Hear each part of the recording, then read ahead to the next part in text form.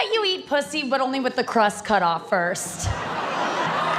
Isn't that his look? Martha Stewart, thank you for being here. Congratulations on getting that Thai soccer team out of your vagina. And into your sweatshops.